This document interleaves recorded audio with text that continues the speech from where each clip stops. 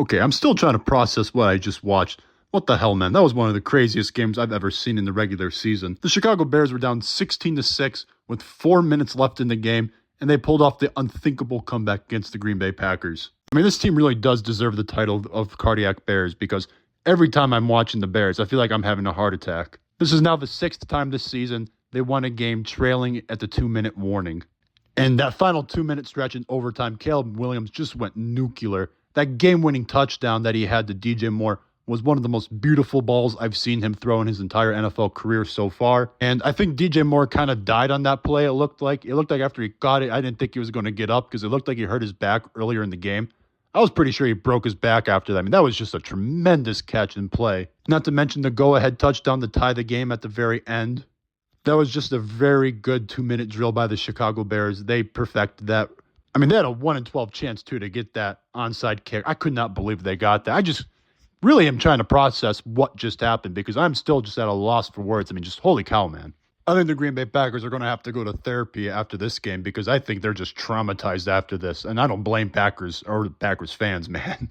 I mean, this Bears team is just the antithesis of last year's Bears team, which was a team that melted down all the time in clutch moments and always found a way to blow games.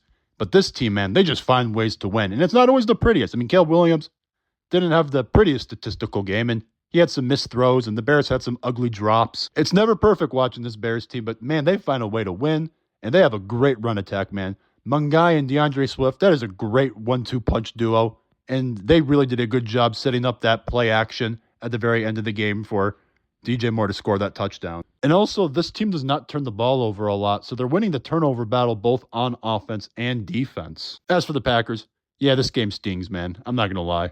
This was one of the biggest choke jobs I've seen maybe all season and in the past couple seasons, in the regular season at least. Even worse, Jordan Love went down with a concussion injury. We hope he plays next week against the Baltimore Ravens. We'll have to see. But I want to give some credit to Malik Willis being thrown into that game. He did a pretty good job. The Packers played very conservative with him. They didn't ask him to throw the ball a lot, although he did have a beautiful touchdown pass to Romeo Doubs.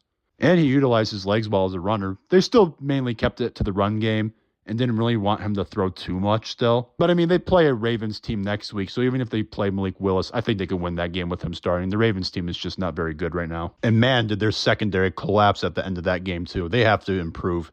I honestly thought their defensive line did a pretty decent job, and I thought they got to Caleb Williams pretty well, too.